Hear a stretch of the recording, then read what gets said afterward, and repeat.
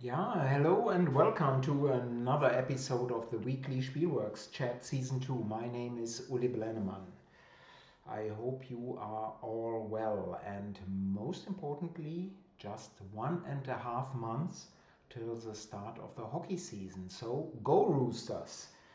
And thank you all very much for the very nice mails I got after last week's episode on TM Spiele with Wolfgang, and probably just because of Wolfgang I got these mails, but this was much appreciated.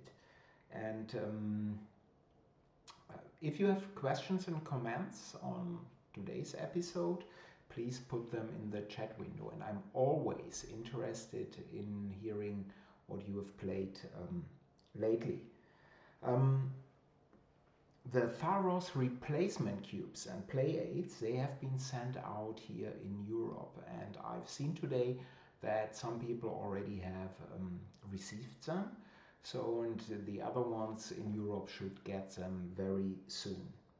The Pharos games, they have arrived on North American soil, and I will update you on the progress here. And most likely the games will ship together with the replacement cubes and with the new play aids, because these will be airshipped this week to the US and to Canada, so everything can be shipped out together.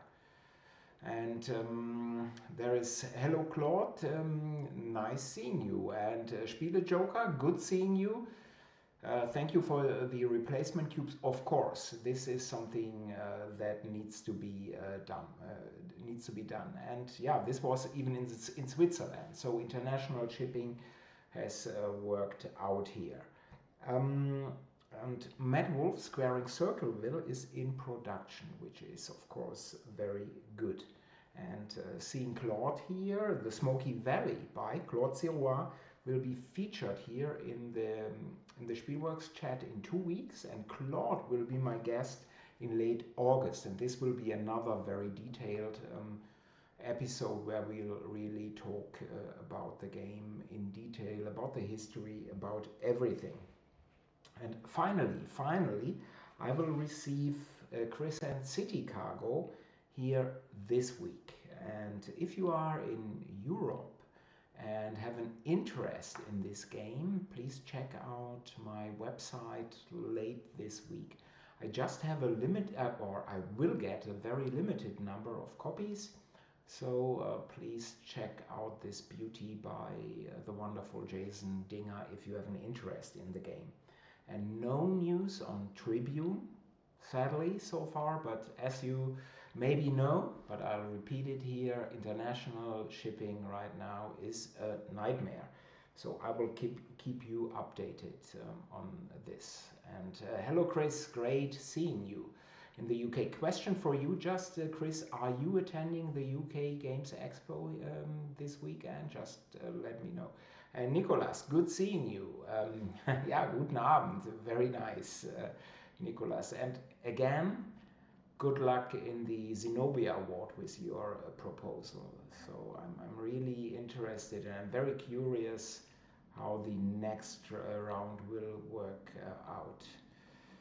The Baconist is saying we received Crescent City cargo in California, USA a couple of weeks ago. Yes, because this game was, or this Kickstarter was handled by Indie and Stronghold. And I'm just getting, although it's a Spielworxx game, it was handled by them. And they sent out all games to the Kickstarter backers. So Kickstarter backers, I think already here in Europe have already received the game too. It's just that I'm getting for Spielworxx a bulk order, and this took forever and ever. Yeah. Hey, Tony, great seeing you, and great. Will you be at the UK Games Expo? No, I won't. I won't. So my international traveling this year is probably zero. Most probably zero. So at this moment, I'm planning attending on Essen. You said a couple of weeks ago that you will attend Essen, so Let's meet over there, down something, a whiskey or a beer, and I will really look forward seeing you. Chris is saying, Chris is not going to the UK Games Expo this weekend. Still hoping for Essen. Yeah, same with Tony. So if you are there, we will sit together, and I'm really, really looking forward to this. I would only go. Tony is saying this is probably Essen. I would only go if you were going. Yes, if allowed, I will be there. If Essen is going to happen, nobody knows what will be in the fall. I will be there. In which capacity, I can't say at this moment. There's another one from this Brexit island. There is Nick. Afternoon, on time today. Good seeing you, Nick. Excellent. Oh, you booked your flight today. So wonderful. So it will be a great one German and several people from the UK at Essen, most likely. So I'm really looking forward to talking to you, chatting, talking games, and what else. Um, we are moving to Spiel des Jahres, and everyone knows by now the winners. It's Micro Macro by Johannes Sich and Edition Spielwiese. Personally, although certainly clever, the game does not really interest me, but I'm very happy that Michael Schmidt, a very nice person of Edition Spielwiese, won this award. The game is distributed by Pegasus, but it's an Edition Spielwiese game, and Michael Schmidt is a great person, so I'm really happy for him. And you here, the viewers, already knew since January that when Peter Rustemeyer was my guest here, that Paleo would win Kennerspiel des Jahres. That was certain afterwards. And I think it's a great game. So congrats to Hans im Glück and Peter. And by the way, also my congratulations to all nominees and all games people on the long list, because after this award, it's just the game of the year, Kennerspiel des Jahres, and nobody talks about the other games anymore, which is kind of sad. Yeah, and let's quickly check what is here. Yeah, well, 120 pounds sterling for a flight from England, that's not bad at all. So, and Tony and Chris seem to plan a road trip together. This would be fun seeing you over there. But from Berlin now to Cannes, and from Berlin and Spiel des Jahres to Cannes in France and the International Film Festival. The jury, headed by Spike Lee, voted Titan, and directed by, and sorry now for my bad pronunciation, by Julia Ducournau as Best Movie. And Titan is a horror story of a mass murderer made pregnant by a car. She later has motor oil instead of milk in her breasts. And I think this is a different kind of winning movie. And why am I mentioning this? Well, because here the jury game of the year, in my opinion at least, is not really adventurous. Although you could argue that Micro Macro and Paleo are different games, but maybe it just tells us how alike are most of the games out there, that they are following the same formula. And the jury is always saying we are voting for the best game of the year. And this may be true within their own limitations. But personally, I would like to see something different. And really, I absolutely love the Grand Trunk Journey. I love Pharos. I love Squaring Circleville. I love the Smoky Valley. However, why not at least mention, I'm not saying this game should win an award, but should mention a truly exceptional and special game like The Cost by Mo Canales and team. But enough of whining Uli right now. And yeah, well, by the way, winning director, again my pronunciation now, Julia Ducournau said that movies have to be freed from the walls, the limitations of normality. And in my opinion, this is also true for tabletop gaming. Games have to be freed from the walls of normality. And when I said hi to Nicolas a couple of minutes ago and the Zenobia Award, I'm a judge in this award, and I've seen so many truly great games. Of course, in a quite early form of development yet, but are really outside of the borders of standard game design. And I'm really looking for more of these games, because here in Germany we have this debate: Spiele, sind sie Kulturgut? So is this a cultural thing that needs to be treasured? And if I just see games where you pile up points in the end, I'm not sure if this is enough. But maybe it is just me. Games played. 2 weeks ago I mentioned Siemens Games Cryo as a modern Eurogame design. And I meant that it is quite thematic, well structured and has a clear focus. Get your crew into the caves.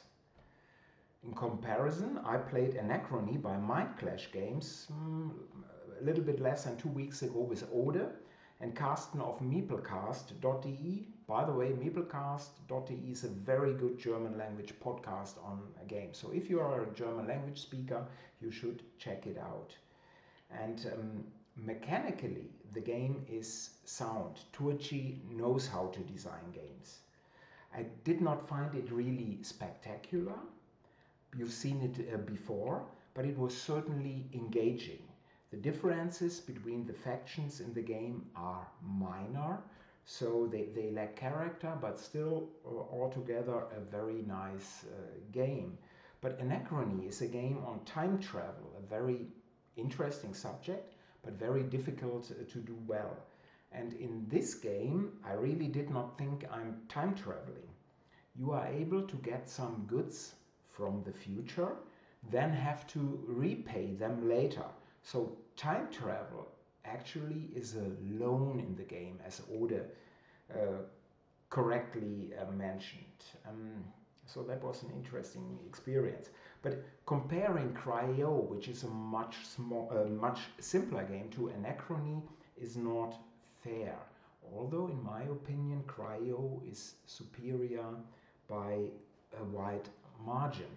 But if you look at BGG, Cryo has a rating of 7.4, which is very good, very respectable. Anecrony of 8.1, which is outstanding. And I, of course, have this BGG BGG thing where the heavier games get often better ratings. So it is because of the heavier is better crowd. But I'm thinking, is this more and more in a game, more complexity for us hardcore gamers who are probably demanding it? Is this a good way to follow? Because is more and more really that needed in a game? Especially if a lot of games have so much chrome that you are losing focus. And this reminded me of a thing, so let me show this here for a second. I've shown this magazine before in the episode with Mark Herman when we were talking about simulation publications and strategy and tactics magazine. So at this time, 70s, early 80s, Mark worked for SPI. And in this magazine, or this magazine included back at this time, a complete war game per issue. So paper map, cardboard, counters. But in addition, and please remember, this is pre-internet, of course. This magazine is from 1981. They had 2 pages of feedback questions. So you see, not too many illustrations, it's just feedback questions. So you could, there was a postcard, a small postcard included. You could rip it out of the magazine and send it in. And you could give, and a lot of the feedback questions were on game proposals. And you could vote with a 1, no, I don't want to see this game at all, I'm not buying it, or a 9. 9 is best, so 9, yeah, let's please publish it, I buy it immediately. And what you are seeing if you look at these feedback questions is that often they were on very complex games. And of course, if you are just see the feedback question, if you are interested in war games, in history, a game that is supposed to be very detailed often fared better. And what we are seeing in the second half of the 70s is that the complexity of war games increased dramatically from 8, 12 pages of rules to 40, 50 or 60 because people were demanding it and the publishers followed it. And of course, you may have heard the story and seen the game Campaign for North Africa by SPI, by Simulation Publications Inc. And this is an operational scale game on the North African campaign in World War II. Very detailed, in my opinion, and in most opinions, unplayable. They even track water supply. So on the Axis side, the Italians need more water than the Germans because the Italians cook pasta. Yeah, this is a rule in the game, and you really need to think, is this needed? Is this necessary in an operational scale game on the North African campaign from 40 to 43? And I fear a little bit, seeing how popular some of the very high complex games, Euro-type games are, that we may demand too much and we are losing a little bit of focus here. But maybe I'm wrong, and definitely from time to time I love to play this very complex games myself. But maybe we are too vocal here. I don't know. So let me just see, is there anything here in the chat? Let me scroll back.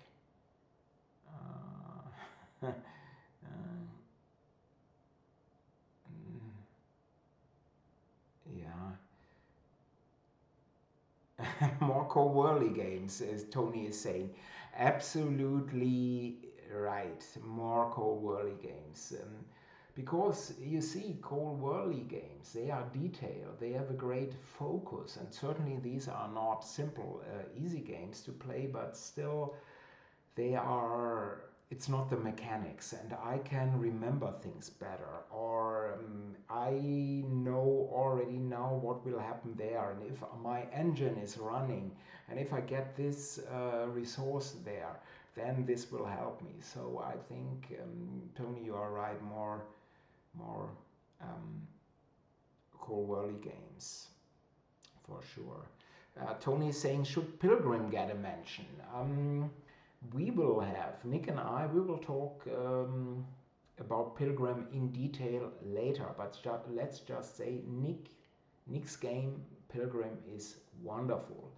I've tested it and it's detailed, so it's a gamer's game, gamer's Euro-type game, but still it focuses on a great story and not on, I know how to beat the engine here, and if I get more resources I can do more. So really great game. So yes, Pilgrim, we will talk about Pilgrim here later.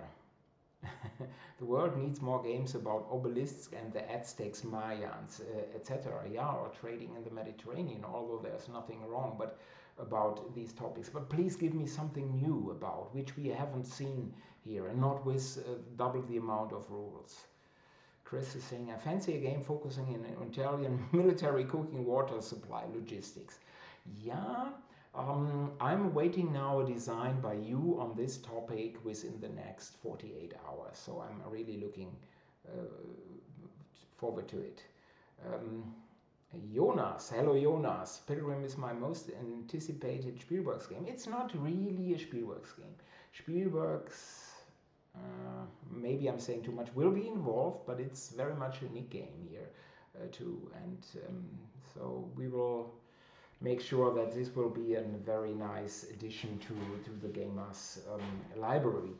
And what I forgot earlier is what I wanted to mention is some more news. Because if you are a railroad gamer, there will be something out soon on Kickstarter that you may be interested in. So it's a magazine called Tracks. It's focusing on 18xx train games and other train games. And I think the Kickstarter will go live next Wednesday. Or next Tuesday, I think. But anyway, here is the URL, so you can check it out yourself. So I think this is a great mag for the railroad gamer, tabletop gamer. So please check this out.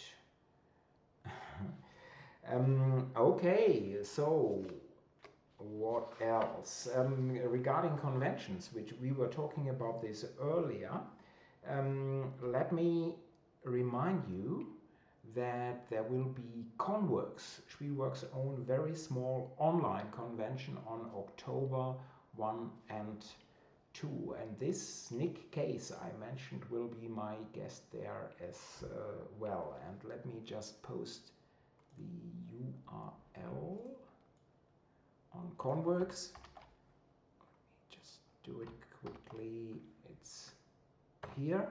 And because we will have a full program there listed later, so probably in August and September, but there's already some info on this. This is 2 weeks before Essen.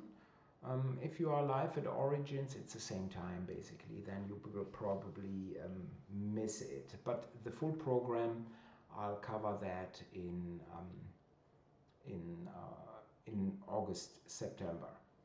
And what is your, if I may ask you, and if you have an opinion on this, what is your opinion on these pretty complex Euro-type games that we are seeing more and more? Is this something that you like? Because I guess that you are core gamers, or are you saying this is not really my cup of tea? And added question, have you played Anecrony? Did you feel you were time traveling, or how do you see this? So let me just see if I get an answer to this while I'm scrolling a little bit back here. Okay, so Tony, and the question to you, are you attending the UK Expo? Because Chris is saying he isn't, so you aren't attending as well, or are you attending? Okay, let me wait for maybe a response here. What will we do next week? So next week we are having a guest here, and it is Lukas Boch, who is running a very interesting project, because he's part of a group of academic historians who are exploring history in board games. And this, in my opinion, is a very exciting project, and he will introduce us to this project next week. But let me see. So Tony is not going to UK Expo. Is there anyone going to the UK Expo? Tony is saying, I would prefer heavier games, but I don't equate heavy with lots of rules and pieces. Yeah, so probably this was framed very badly by me. Absolutely, because some games with 4 pages of rules can be very deep, intense, heavy games. Yeah, I agree. If you just add layers and layers of Chrome, that this is, in my opinion, not necessarily good game design. There's a question from Zweck. Is German John Company still on track? Looking forward to it. It is. It is. As I said 2 weeks ago, the Worley brothers are finishing the development design of the English edition, and I will start localizing the game as soon as they have finished. Right now I think it will be September rather than August. I will then open pre-orders for German John Company 2nd edition at about the same time. And this is also good that you are mentioning it, because John Company is mechanically not really a really heavy game, but it's a deep gaming experience. So, and if you remind me, I will tell a nice anecdote with this. And Tony was involved. It's first edition John Company. Let me just see what has happened here. And Nick is saying, well, Tony, if you aren't going, neither am I.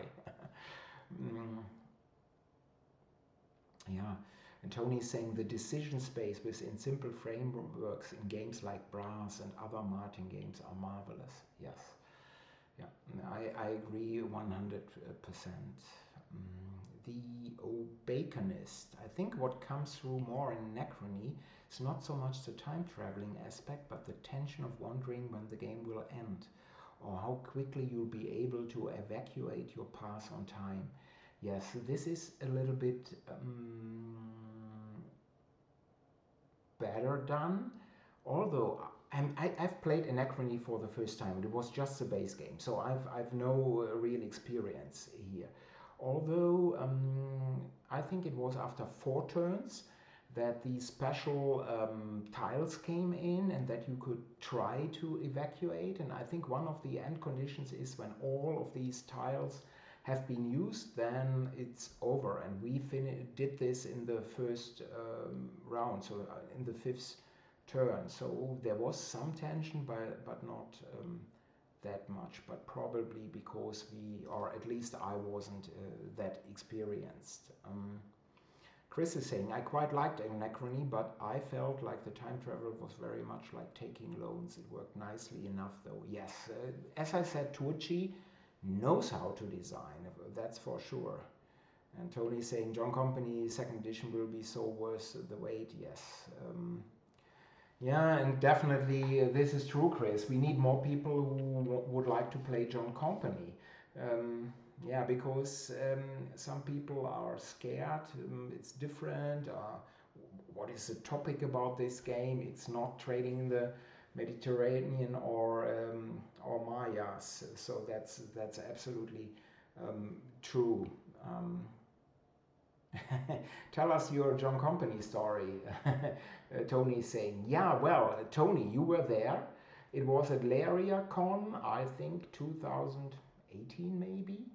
And you know, or you may know, I'm an early riser, but I'm also going to bed early. So normally I go up at 5:30 in the morning, and then if there isn't a hockey game, I'm at 10 p.m. I'm in my bed reading and then sleeping.